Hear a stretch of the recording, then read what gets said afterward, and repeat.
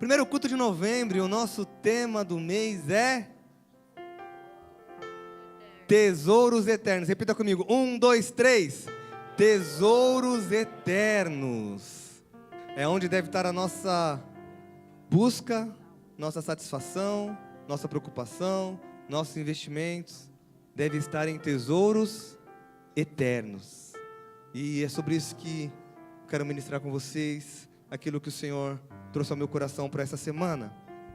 Mas antes disso, vamos fazer mais uma oração. Feche seus olhos, curve suas cabeças. Pai, que presença maravilhosa do Senhor aqui. Obrigado, Jesus. Obrigado por podermos te sentir.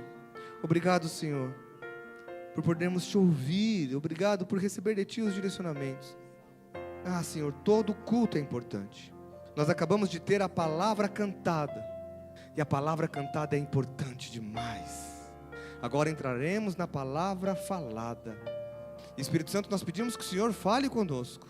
Assim como o Senhor já falou através do louvor, assim como o Senhor já nos ensinou a entregar os nossos tesouros como Maria fez, assim como o Senhor já nos ensinou a estar prostrados aos seus pés através dos louvores, assim como o Senhor já nos mostrou que tem poder para derramar chuva sobre nossas cabeças, e o Senhor falou isso através dos louvores. Fale também agora através da Tua palavra, Senhor. Que não seja eu falando, mas seja o Teu Espírito através de mim. Quem sou eu, Pai? Eu não sou ninguém, barro, pecador. Mas tenha misericórdia de mim, me use para falar aquilo que está no Teu coração. Abra os ouvidos da nossa igreja, abra os nossos ouvidos, efatá, abram-se os ouvidos, para ouvir aquilo que o Senhor tem para dizer, e os nossos corações, para receber e adentrar, Pai, as Tuas orientações, e na nossa mente, para conduzir nosso corpo a agir, conforme a Tua palavra, em nome de Jesus, amém. Glória a Deus. Eu quero ler com vocês, primeira carta para a igreja de Coríntios, capítulo 3, verso 11 ao 14, primeira carta do apóstolo Paulo, para a igreja de Coríntios, o terceiro capítulo, do verso 11 ao 14, enquanto vocês procuram na Bíblia de vocês, e enquanto a sonoplastia põe na tela, eu falei aqui no comecinho do culto, sexta e ontem nós tivemos um momento com os homens, 36 homens juntos, reunidos, adorando ao Senhor, buscando ao Senhor numa imersão, lá em São Lourenço da Serra, e foi bom demais. O Senhor ministrou aos nossos corações, e os homens estão ativados aí. Os homens estão ativados. Ixi, cadê os homens ativados? Falei, os homens estão ativados. Os homens estão ativados, irmão. Glória a Deus. Foi muito bom. Tinha alguns homens daqui, alguns homens do Miriam.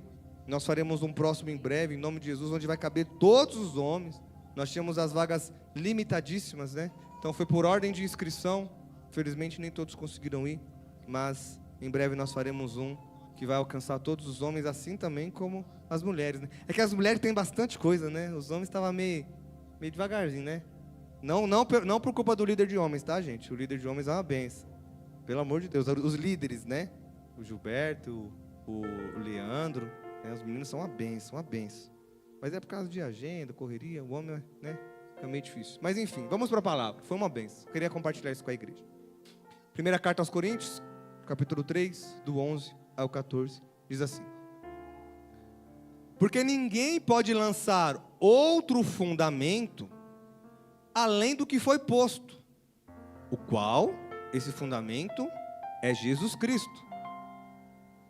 Contudo, se o que alguém edifica sobre os fundamentos é ouro, prata, pedras preciosas, madeira, feno, palha, manifesta se tornará a obra de cada um, ou a obra de cada um se manifestará, pois o dia a demonstrará. Aqui está falando o dia do Senhor, o dia com D maiúsculo, o dia demonstrará, porque está sendo revelado pelo fogo, e qual seja a obra de cada um, o próprio fogo o provará.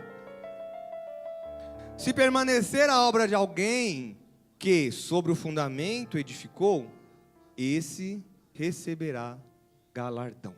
Só até aí. Vou ler mais uma vez, preste atenção. Porque ninguém pode pôr outro fundamento além do que já está posto, o qual o fundamento é Jesus Cristo. Se alguém sobre este fundamento formar um edifício de ouro, prata, pedras preciosas, madeira, feno, palha, a obra de cada um se manifestará, pois o dia a demonstrará, porque está sendo revelada pelo fogo. E o fogo provará qual seja a obra de cada um. Se a obra que alguém edificou nessa parte permanecer, esse receberá galardão. Aleluia. Aqui o apóstolo Paulo está falando sobre um alicerce, a importância de um alicerce na construção de um edifício, naquilo que nós construímos. E aqui ele está colocando Jesus como um fundamento sólido e um fundamento inabalável sobre qualquer coisa que construímos. Então nós temos uma obra, e se uma obra não tiver um alicerce bem fundamentado, essa obra irá ceder, irá cair em ruínas.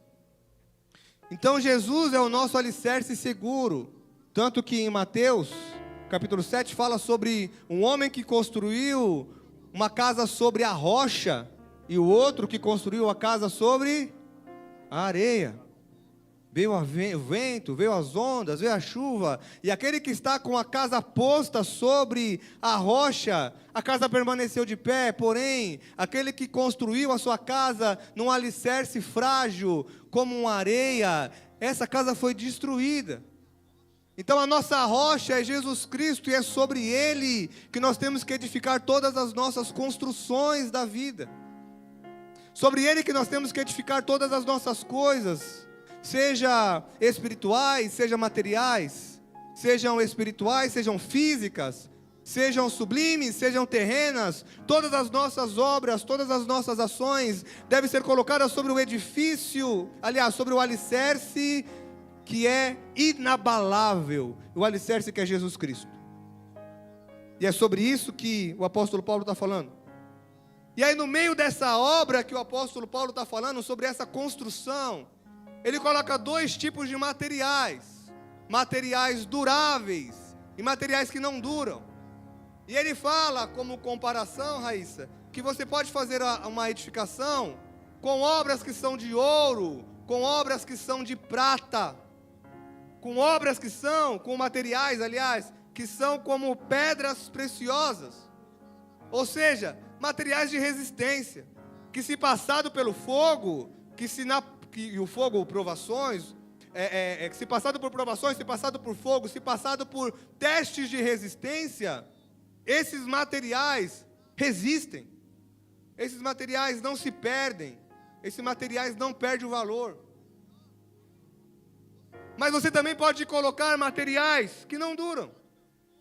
Você pode construir seu edifício com palhas, você pode construir seus edifícios com feno, você pode construir seus edifícios com madeira, com materiais temporários. Só que na provação, quando vier a chama, quando vier o teste de resistência, esses materiais não são duráveis. Então ele está falando sobre onde construir e como construir. Eu faço as minhas construções e minhas edificações sobre o alicerce firme que é Jesus Cristo. E os materiais que eu uso são materiais duráveis, materiais que têm consistência, materiais que têm valor. Então, o que é essa construção? Como podemos saber se na nossa vida diária ou se na nossa vida espiritual nós estamos construindo em Jesus e quais são os materiais que nós estamos utilizando? É justamente sobre isso que nós vamos falar nesse mês, amém? Então aqui foi uma introdução do que nós falaremos neste mês, que nós precisamos construir em Jesus, que nós precisamos construir para a eternidade, que nós precisamos construir com materiais eternos, resistentes, amém? Vocês estão comigo, igreja? Glória a Deus.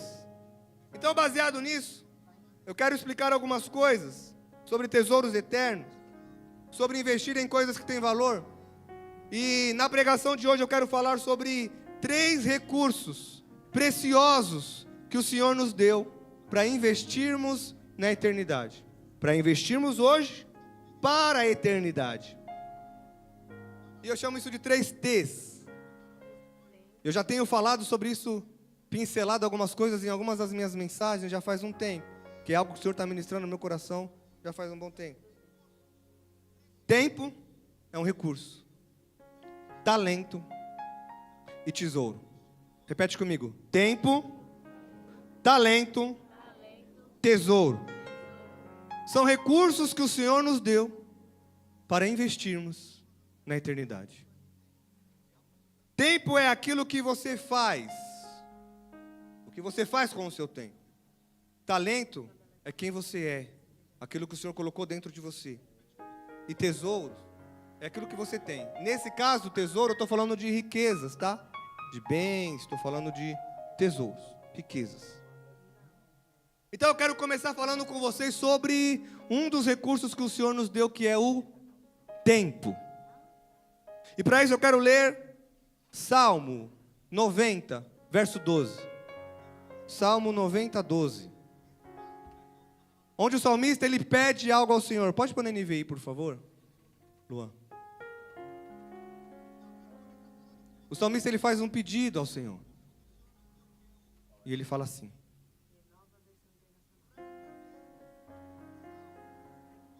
ensina-nos a contar os nossos dias, para que o nosso coração alcance sabedoria.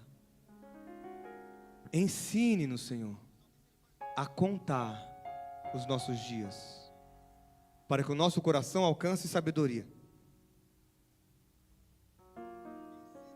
Tiago, certa vez, no livro de Tiago, ele fala sobre a nossa vida ser como uma fumaça que logo se esvai, onde você vê e daqui a pouco some.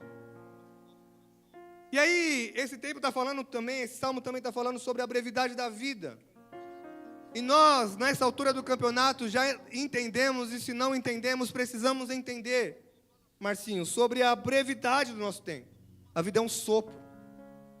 O tempo e o recurso que nós possuímos, o tempo que nós temos é limitado.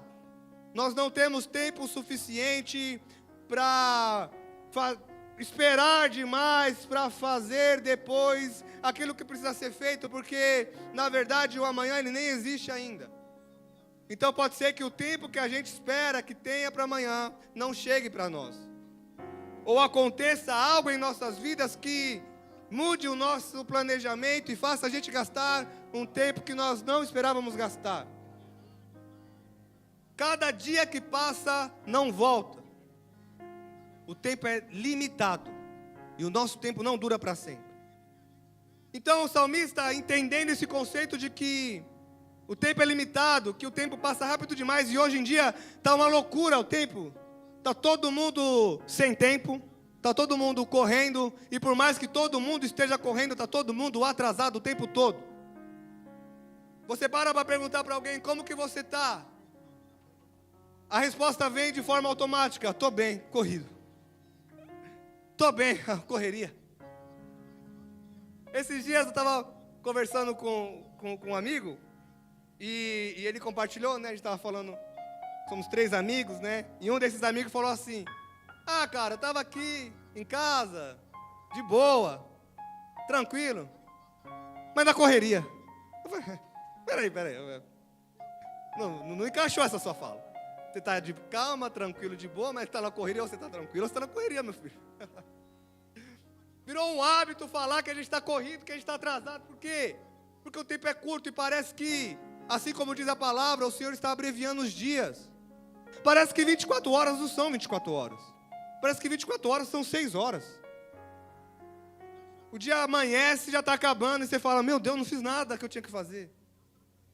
Então, baseado nisso, o salmista ele olha e fala: Senhor, ensina-me a contar os meus dias.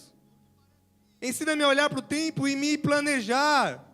Me ensina a contar para o meu mês e entender as coisas que eu preciso fazer dentro desse mês, dentro dessa semana, dentro das minhas 24 horas. E a gente não tem sabedoria para administrar o nosso tempo, às vezes porque a gente não conta os nossos dias. Às vezes, se você perguntar para a pessoa do seu lado o que ela vai fazer na terça-feira, quarta-feira, a pessoa ainda não sabe, porque não planeja a semana, não planeja as tarefas, não aproveita o tempo. E de acordo com o salmista, isso é falta de sabedoria. Então o Senhor está falando para nós: eu te dei um tesouro, e eu dei esse tesouro igual para todo mundo. O que você está fazendo com o seu tempo? O tempo, ele é uma semente. O Senhor nos dá várias sementes, e o tempo também é uma semente. Jesus, ele se dedicava no tempo dele a ensinar, a curar e a servir. Só que a gente só usa o nosso tempo para nós mesmos e usamos da forma errada. Precisamos usar o nosso tempo para servir ao próximo, ter intimidade com Deus e crescer no conhecimento humano e divino.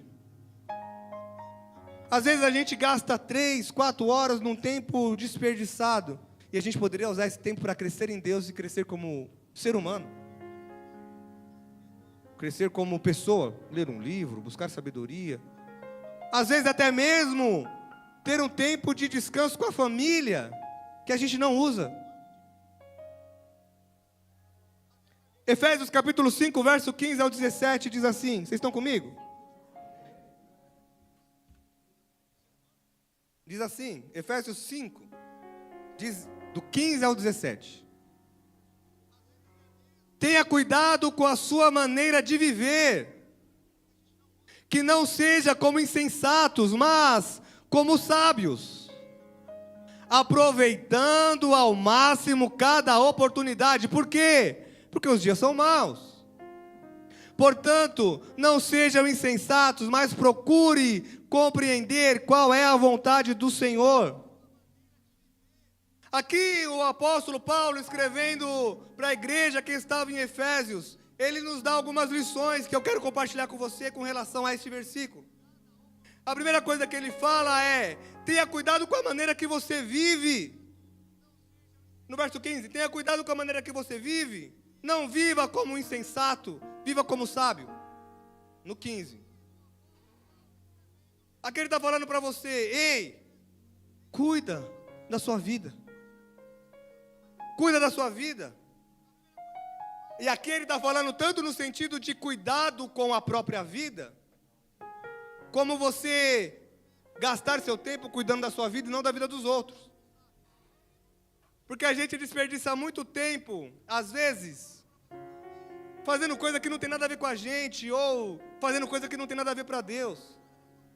Aqui o apóstolo está falando: cuide da sua vida ao ponto de não viva distraído com a maneira que você está vivendo.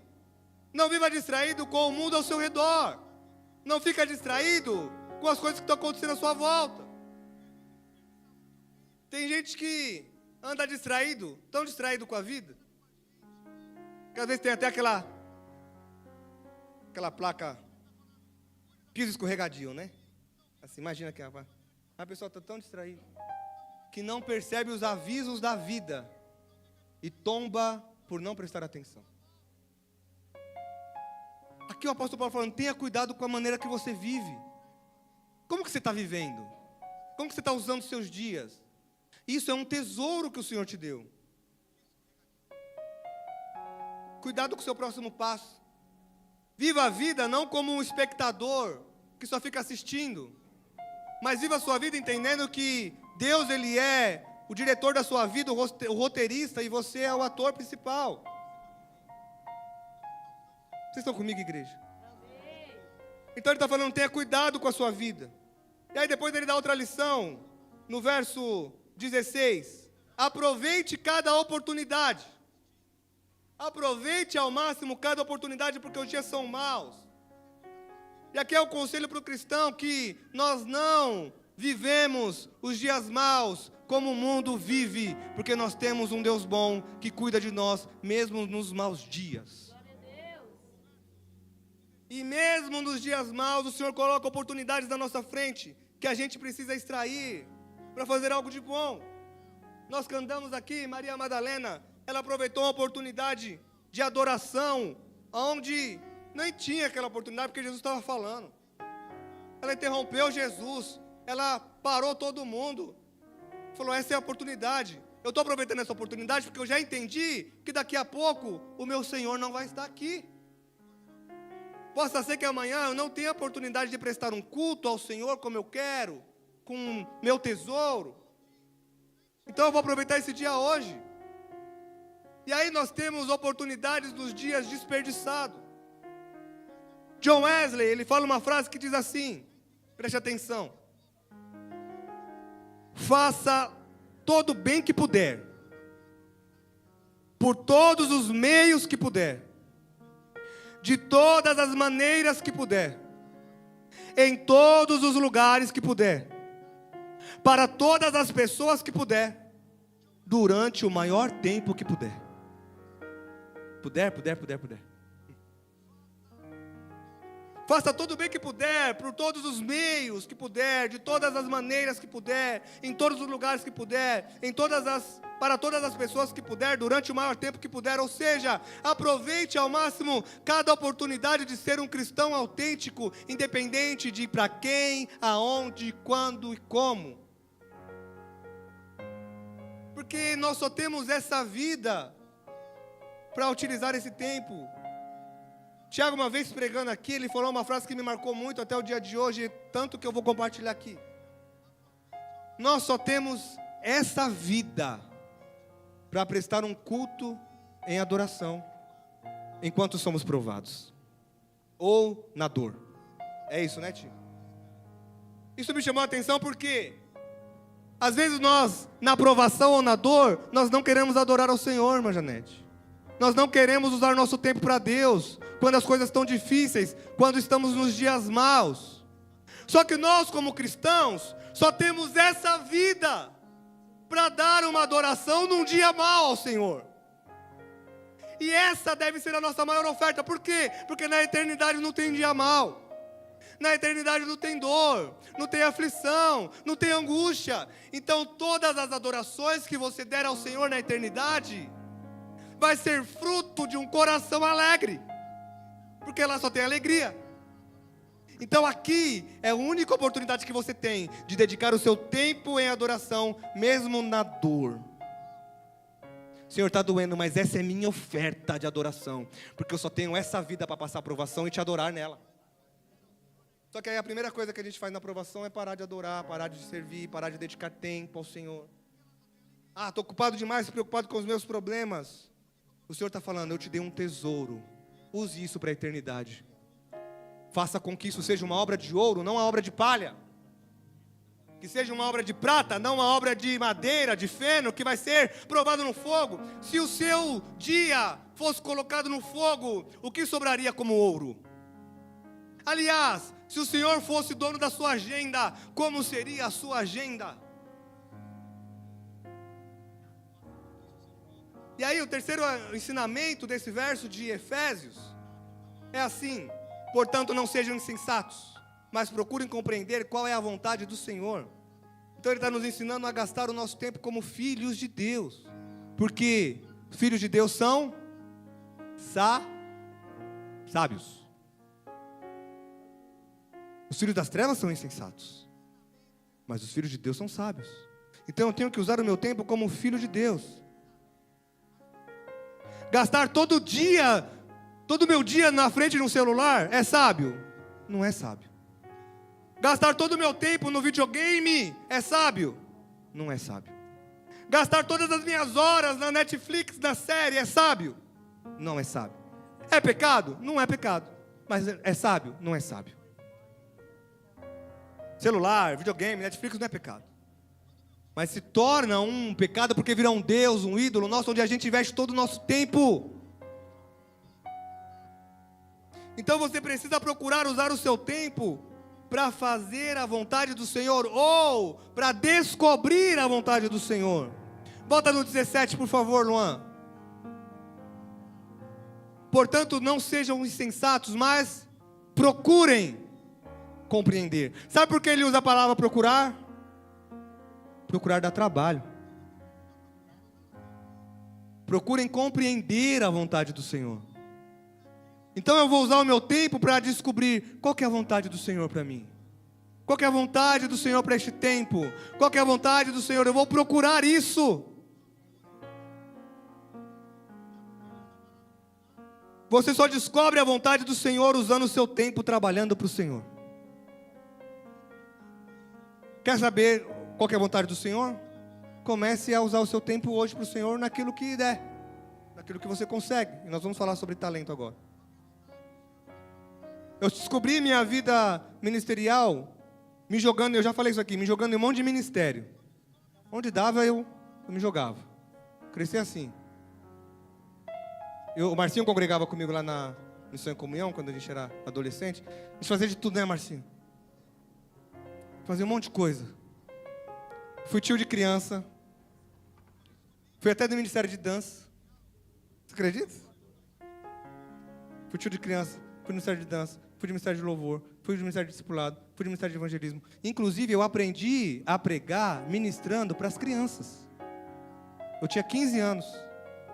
E aí, colocaram para dar aula para as crianças. Falei, bora? E eu aprendi a pregar ensinando crianças.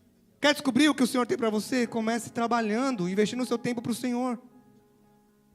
Procurar não é fácil. Os maridos que o digam, né?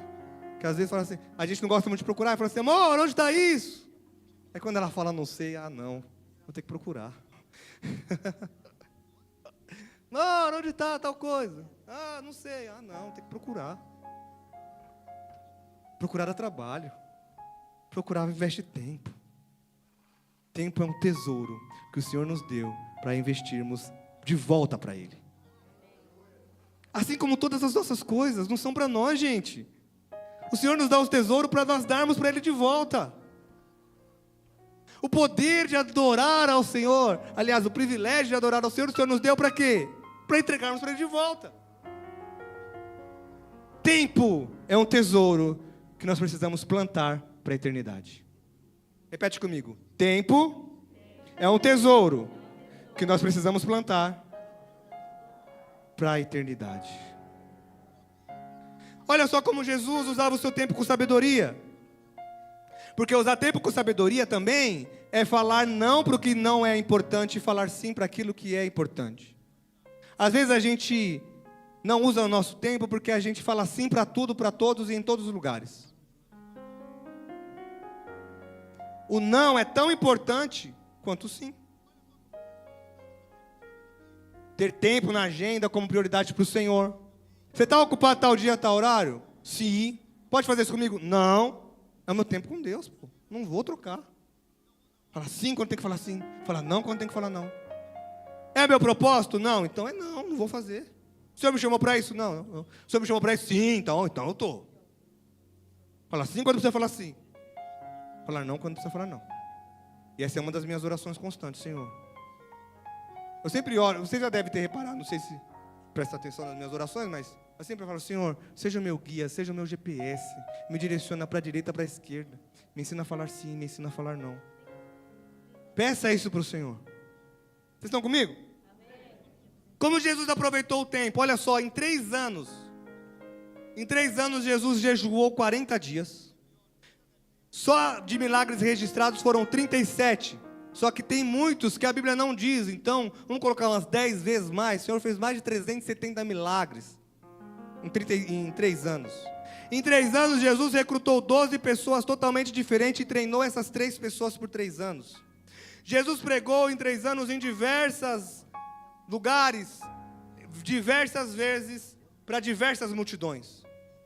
Jesus visitou mais de 20 cidades. Jesus andou mais de 5.000 quilômetros. Jesus cumpriu mais de 500 profecias do Antigo Testamento. Jesus cumpriu fielmente a missão do Pai. Em 3 anos. Porque ele sabia onde colocar o seu tempo. Se Jesus conseguiu fazer muito com pouco, porque nós não fazemos, aliás, porque nós fazemos tão pouco com muito?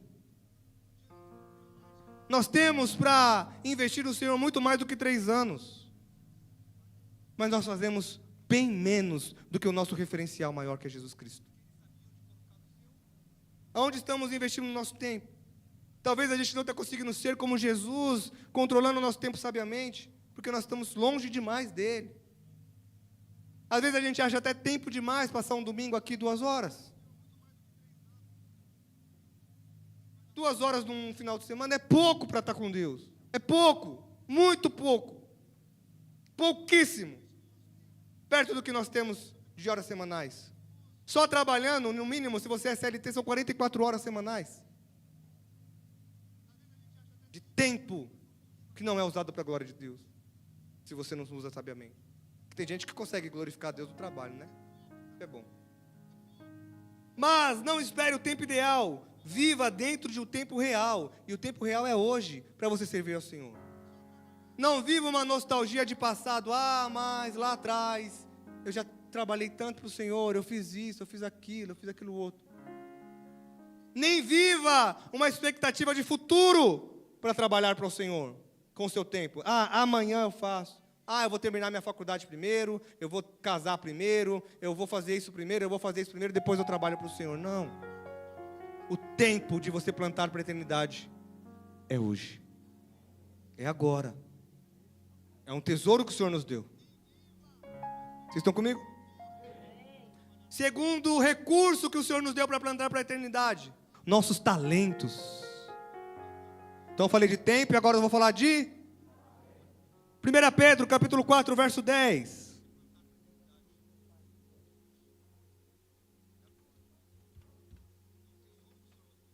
Cada um exerça o dom que recebeu para quê? Servir aos outros, administrando fielmente a graça de Deus nas suas múltiplas formas. Cada um exerce o dom que recebeu para servir aos outros, administrando fielmente a graça de Deus nas suas múltiplas formas.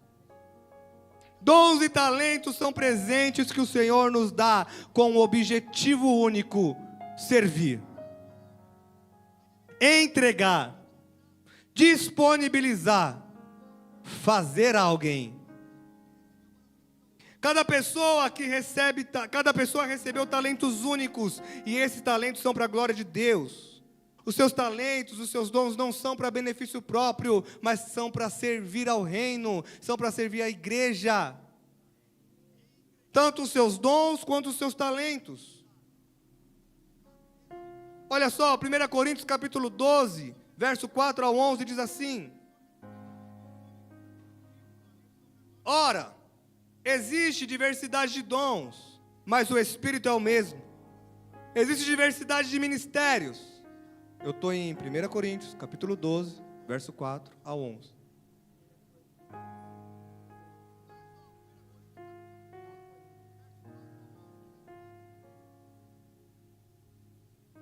Vamos lá. Ora, existe diversidade de dons, mas o Espírito é o mesmo. Existe diversidade de ministérios, mas o Senhor é o mesmo. Existe diversidade de operações, mas é o mesmo Deus que opera tudo em todos. Mas a manifestação do Espírito é dada a cada um, para o que for útil. Porque a um, pelo Espírito, é dado a palavra de sabedoria. A outro, pelo mesmo Espírito, a palavra de conhecimento. Eu vou até o 11. A outro, fé, pelo mesmo Espírito. A outro, dons de curar, pelo mesmo Espírito. A outro, poderes para realizar milagres. A outro, profecia. A outro, discernimento do Espírito. A outros, variedades de língua. E a outro, ainda, interpretação de línguas. Todas essas coisas, porém, são realizadas pelo mesmo e único Espírito. E Ele as distribui a cada um como quer. Aqui ele está falando de dons. Qual que é a diferença de dons e talentos? Dons são os dons espirituais. E quem define, Yasmin, quem discerne, quem vai dar é o Espírito Santo. E talento, o que é o talento? Talento são habilidades naturais que o Senhor nos dá também, que devem ser usados para o reino. Então, por exemplo, um talento para pintura, talento para construir, talento para cozinhar, talento para jogar futebol. Tanto os seus dons quanto os seus talentos, eles devem ser usados para a glória de Deus. Às vezes você é muito bom em algo e você não serve ao Senhor com isso. Você não está plantando para a eternidade. Às vezes você faz algo muito bom, às vezes não é um dom, às vezes você não tem um dom de orar e as pessoas ser curadas, mas você pinta ou faz um bordado como ninguém. Então eu vou usar o meu talento para bordar para a glória de Deus. Eu conheci uma mulher que ela bordava e ela estava com um tempo meio ocioso. O que ela começou a fazer? Começou a bordar bordadinhos, e ela bordava 5 pães e 2 peixinhos.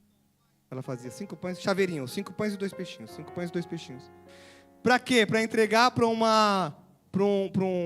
projeto de missões, que pregava para a igreja perseguida.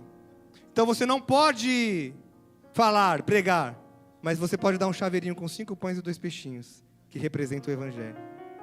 Usou o talento para a glória de Deus. Como eu posso usar o meu talento para a glória de Deus?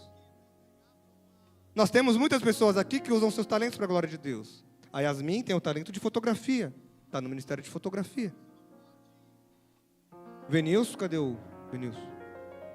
Venilson, está ali. Venilson trabalha com mão de obra, assim como o pastor Beto.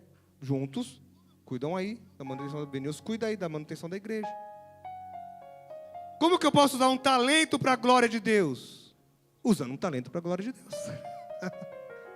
Então o Senhor nos dá capacidades, dons e talentos, e isso deve ser entregue para o Senhor. Nós não podemos enterrar os nossos dons, nós não podemos enterrar nossos talentos, mas nós precisamos investir para o reino de Deus e fazer isso com obras de ouro. Tudo que o Senhor colocou na sua mão pode virar um investimento para a eternidade. Vocês estão comigo? Sou cabeleireiro, Wallace lá, cabeleireiro. Como que eu posso fazer isso para a glória de Deus? Wallace, você vai cortar lá o cabelo no Wallace, o Wallace põe a mão na sua mão aqui com uma mão na maquininha, outra mão na sua cabeça, uma oração, meu filho. Né, Wallace? Não, só a rajada de glória. Cada cliente toma uma oração. Toma uma oração. Vai cortar o cabelo? Toma uma oração, né? Para a glória de Deus.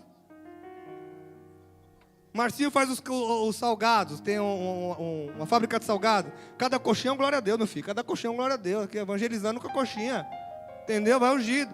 Eu tenho que fazer as minhas coisas para a glória de Deus. Assiste até a roda dos acessórios. Embeleza a mulher para a glória de Deus. Você está entendendo? Então como que eu posso usar recursos, talentos, tudo que eu tenho para glorificar ao Senhor? Eu preciso usar isso para a glória de Deus. 1 Pedro capítulo 4, verso 10, diz assim: cada um exerça o dom que recebeu para servir aos outros, administrando fielmente a graça de Deus em suas múltiplas formas. Mas nós precisamos fazer isso com excelência. Porque é engraçado que às vezes a pessoa é muito bom para tudo na empresa, mas para a obra do Senhor faz relaxadamente. Excelência em tudo. É o que o Senhor nos pede. Fazer com excelência é investir nosso talento para a eternidade. Excelência. E excelência nas mínimas coisas. Vou arrumar cadeira? Excelência. Inclusive eu sou até chato com cadeira. Às vezes vocês vão chegar aqui, vocês vão ver organizando a cadeira. Eu gosto da cadeira enfileiradinha aqui, ó. Se você chegar mais cedo, meu irmão, aqui para todo mundo, chegar mais cedo, viu a cadeira tá torta? Arruma a cadeira. Eu já falei isso para todo mundo. Dá um negócio assim, ver essa cadeira torta. Excelência. Suas mãos alinhadinhas assim, ó. Aí eu consigo olhar daqui, ver um, ver outro. Aí essa cadeira todo torto. Aí parece que tem uma fileira, tem 3 fileiras na mesma fileira. Aí, ah, não. Aproveitando para fazer um desabafo aqui. Irmãos, mantenham as cadeiras organizadas. Muito obrigado. Mas o seu talento deve ser investido ao Senhor. Às vezes deixamos de fazer as mínimas coisas com excelência. Nossos talentos precisam ser para o Senhor. Lição importante sobre talento. Olha isso. Independente de quais sejam nossos dons e nossos talentos, todos têm um papel crucial no cumprimento do propósito de Deus na terra. Quem já fez uma vida com propósito? Se você não fez, faça. Tudo que o Senhor colocou na sua mão tem um propósito eterno. Se você é hábil em algo, se você tem uma habilidade, se você tem um dom, talento, isso é para a eternidade. Efésios capítulo 4, verso 8. Olha só o que aconteceu. O apóstolo Paulo escrevendo a carta para a igreja de Efésios. Por isso que foi dito, quando ele, Jesus, subiu em triunfo às alturas, levou cativos muito prisioneiros, e o que ele fez? E deu dons aos homens. O seu dom e o seu talento tem preço de cruz. Por isso que você não pode olhar na igreja e falar: não tem nada para fazer na igreja, não tem nada para fazer para o Senhor. Aquilo que você tem como dom, aquilo que você tem como talento, é para a glória de Deus, e o Senhor investiu isso em você com preço de cruz. Porque na ressurreição, quando ele subiu em triunfo, ele levou os cativeiros e falou assim: agora todos os homens têm dons, talento. Eu posso dar a biologia, Bruna, para a glória de Deus. Eu posso dar a matemática para a glória de Deus. Eu posso usar aquilo que o Senhor colocou na minha mão para a glória de Deus. Sabe falar? Falar para a glória de Deus. Sabe cantar? Cante para a glória de Deus. Tesouros, riquezas. No terceiro tem. Então, tempo, talento e tesouros. Mateus capítulo 6, verso 19 e 21.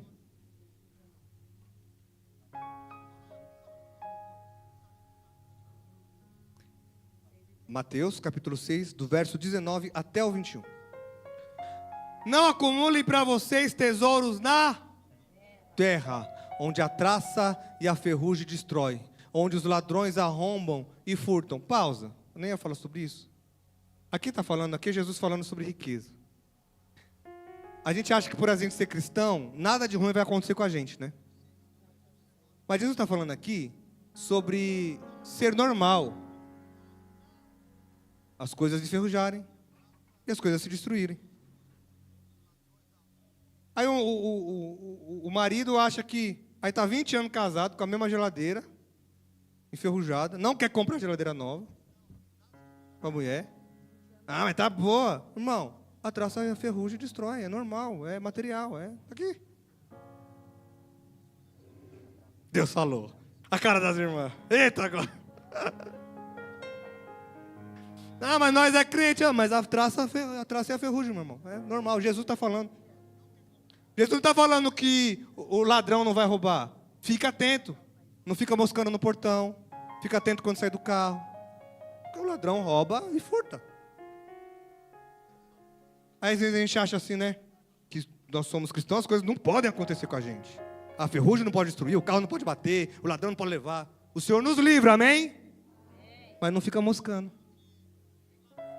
Aí fica lá no portão, lá, conversando no portão para fora, com o celular na mão. Aí faz trombadinha, leva embora. Jesus, por que você permitiu? Não permiti, você que vacilou, filho. Entra rápido no portão, fecha a porta do carro, fecha a janela, trava, entendeu? Mas enfim, não é o foco da mensagem. Vamos voltar para o foco. Não acumulem para vocês tesouro na terra, onde a traça e a ferrugem destrói, e onde os ladrões arrombam e furtam. Mas acumulem para vocês tesouro nos céus, onde a traça e a ferrugem não destrói, e onde os ladrões não arrombam, nem furtam. Pois onde estiver o seu tesouro, ali também estará o seu coração. E aí, para explicar sobre o tesouro, eu quero fazer mais uma leitura. 1 Timóteo, capítulo 6, do 17 ao 19, diz assim.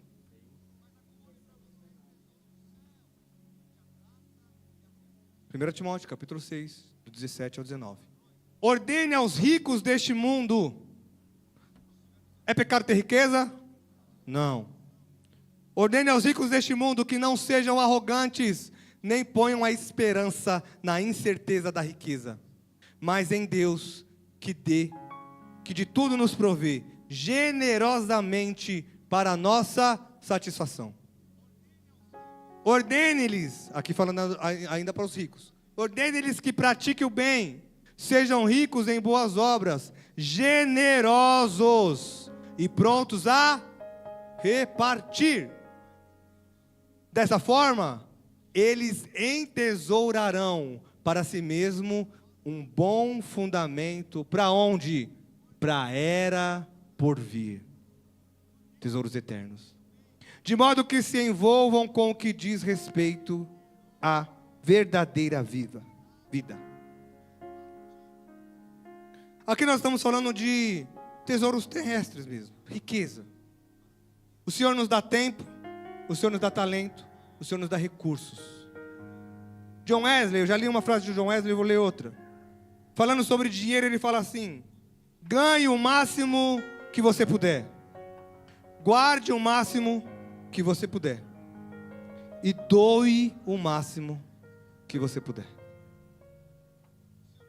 Um dos erros de pensamento que nós temos é achar que quanto mais tivermos, quanto mais guardarmos, quanto mais juntarmos, mais temos.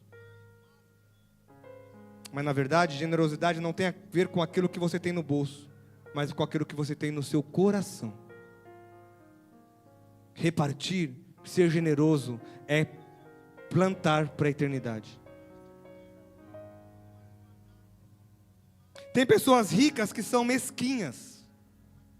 E existem pessoas que não têm dinheiro, mas são generosas. Porque é o coração generoso. Nós precisamos ter coração generoso. E nós estávamos no encontro de homens, ontem até foi falado um pouco sobre isso, a gente acha que a gente só tem que se doar, repartir, entregar ou ofertar para quem está precisando, para quem está com necessidade.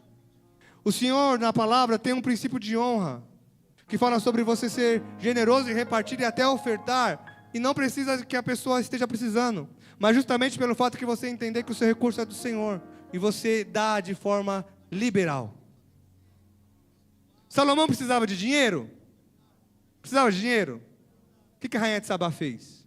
Levou toneladas de ouro para ofertar a Salomão, para honrar, como honra. Então a gente acha que só poderemos doar quando nós tivermos muito. É um outro erro de pensamento. Ah, Senhor, quando eu tiver muito eu vou abençoar. Quando eu tiver muito eu vou ofertar. Quando eu tiver muito eu vou dizimar. Quando eu tiver muito eu vou repartir. O Senhor trabalha com o princípio do hoje. Lembra que eu falei? O dia é hoje. É agora. Tem gente que faz carnezinho de dízimo. Fala assim: ixi, eu estou com 3 dízimos atrasados lá atrás. Eu vou pagar parcelado 10 vezes. Esquece, meu irmão. Passou, já foi. Rasga esse boleto aí. Você não deve boleto ao Senhor. Porque dízimo é uma entrega voluntária, generosa, não de dívida com o Senhor, mas de retribuição e confiança de que hoje Ele vai prover. E por isso eu vou entregar a Ele. Eu estou 3 meses sem dizimar. Eu devo tanto, estou devendo dízimo. Dízimo não se deve. Dízimo não é dívida. Dízimo é gratidão. Aí você vai ser grato esse mês. Não foi grato esse mês? Seja no próximo. Eu vou acumular 3 gratidões aqui ao Senhor. Já foi. Eu estou falando isso porque nem estava aqui. Tem gente que tem culpa, né? Aí eu não dou o dízimo esse mês porque eu não dei mês passado. Aí eu não dou nem dízimo nem esse mês, nem mês passado, nem retrasado. Ah, quando eu conseguir dar todos os meus dízimos acumulados, eu vou dar. Não, é hoje. Passou, esquece, daqui para cá reseta. Mas seja generoso hoje, porque você está plantando para a eternidade.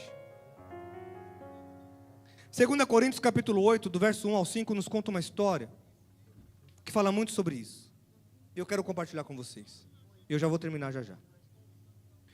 2 Coríntios capítulo 8, do 1 ao 15, diz assim: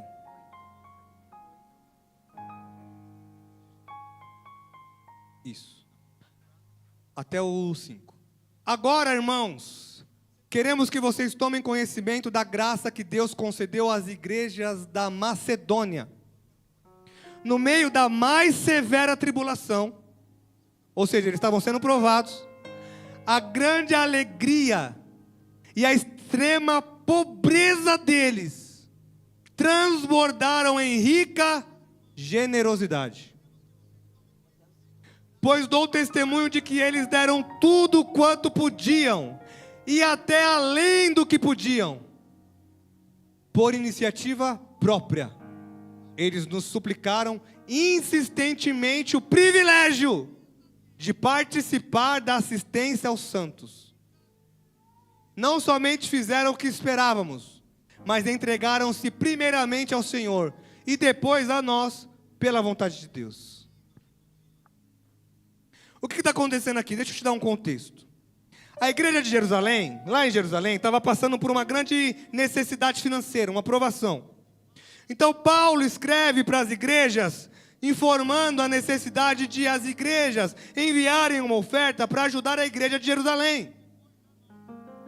E uma das igrejas que prometeu fazer essa oferta era a igreja de Coríntios, porque a igreja de Coríntios era uma igreja financeiramente saudável. Só que na hora do Pix, não rolou.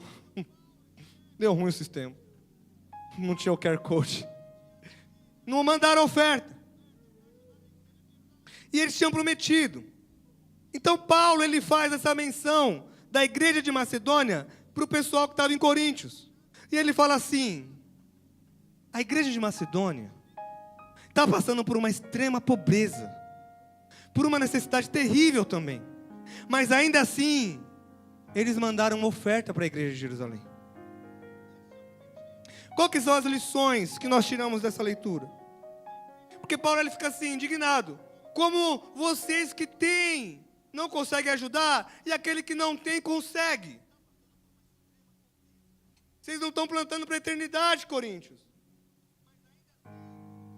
A Bíblia fala que eles insistiram em ajudar. Olha só, primeira lição que a gente aprende aqui. Pessoas generosas planejam ser generosas.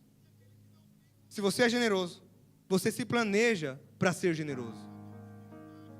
Olha só, como eu estava falando. Por iniciativa, no verso 3. Põe no 3 para mim, filho, por favor. Lá no finalzinho. Isso. Por iniciativa própria. Agora o 4. Eles nos suplicaram insistentemente o privilégio de participar da assistência aos santos. Eles, sem ter dinheiro, se programaram para ser generosos. Paulo deve ter falado assim: não, Macedônia, vocês estão tão ruins quanto Jerusalém.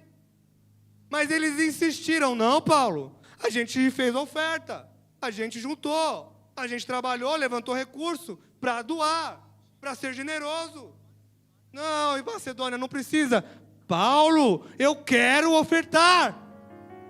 Mas Macedônia, nós precisamos mandar recurso para você. Eu quero ser generoso. Eles insistiram sem ter. Por isso que não é o quanto você tem que faz você ser generoso, é o quanto você ama que faz você ser generoso. Então eles suplicaram. Então quem quer ser generoso se planeja. Recebi meu salário do mês, vou tirar aqui a oferta, vou tirar aqui um valor para ser generoso com um missionário, com uma viúva, com alguém, vou honrar alguém. Planejar, ser generoso.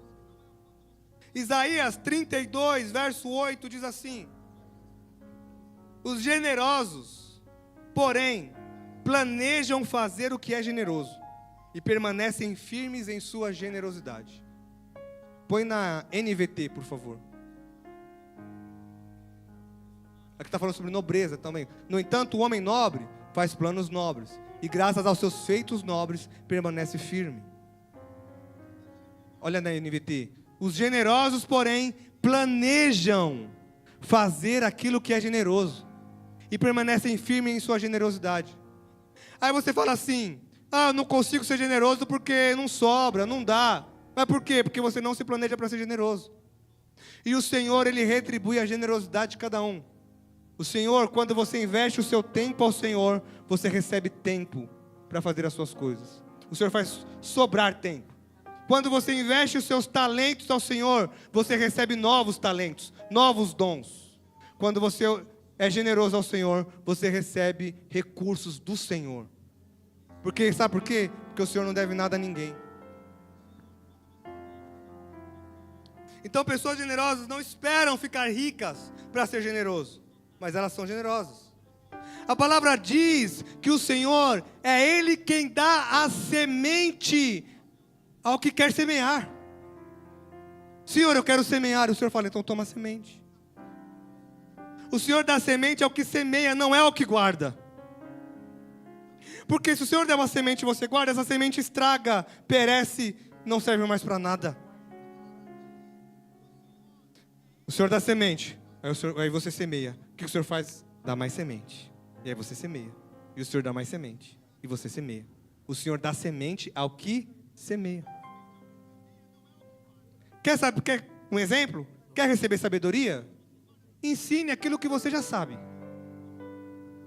Parece que quanto mais você esvazia os seus depósitos de sabedoria, de conhecimento, de riqueza, de talento, parece que vai aumentando para o Senhor colocar mais. Tanto é que a melhor forma de você aprender algo é ensinando algo. Ou seja, a melhor forma de você ter é dando. Você ouvindo, guarda um percentual baixo. Você lendo, você guarda um percentual baixo. Mas quando você ensina, você guarda 95% daquilo que você ensina. É semente também. É entrega. Então, nós precisamos mudar nossa oração. A gente ora assim: Senhor, aumenta o meu salário. A gente tem que orar assim: Senhor, aumenta o meu dízimo. Porque o salário é para mim, mas o dízimo é do Senhor. Então, é colocar em primeiro lugar. Vocês estão comigo, igreja? Amém. É colocar em primeiro lugar aquilo que é para o Senhor. Quando pensamos em salário, pensamos em nós. Quando pensamos em dízimo, pensamos em reino. Uma outra lição sobre essa leitura da igreja de Macedônia é que as pessoas generosas, elas sempre vão arredondar para mais. Elas vão arredondar para cima. Olha só. Eles falaram assim: e não somente fizeram o que esperávamos, mas entregaram-se primeiramente a si mesmo ao Senhor e depois a nós pela vontade de Deus. Ou seja, eles não fizeram somente aquilo que Paulo esperava. Por quê? De uma igreja pobre, o que você vai esperar? Pouco recurso. Paulo não esperava uma oferta da igreja de Macedônia. Quando Paulo recebe a oferta da igreja de Macedônia, fala assim: uau, eles se fizeram muito mais do que podiam. Arredondaram para cima. A palavra do Senhor, os talentos, os tesouros que as pessoas entregam na palavra, elas sempre arredondam para cima. Nós cantamos como Maria. Sabe o que Maria fez? Pegou o salário de um ano, comprou um perfume mais caro e jogou aos pés do Senhor. Excelência, nível alto, régua alta. Zaqueu, quando ele se arrepende, sabe o que ele fala? Senhor, se porventura eu roubei alguém, vou restituir 4 vezes mais. Eu vou arredondar para cima. Eu vou subir a régua. Roubei 1.000, mas vou devolver 4.000. Aí o que a gente faz? É sempre um pouquinho. É sempre o que der. O Senhor está falando: coração generoso, capricha. É que nem pessoas que vai fazer doação, dá o sapato rasgado. Ah, não. Pelo amor de Deus. Se não serve para você, não serve para o seu irmão. Joga essa porcaria fora. E ainda enche o caixote de igreja com coisa velha aqui. A gente vai ver as camisas rasgadas no sovaco. Ah, não. Arredondar para cima. Vou fazer uma doação. Então eu vou na loja. Não precisa ser uma Louis Vuitton. Pelo menos vai ali na Besni e compra as camisetinhas para doar, pô.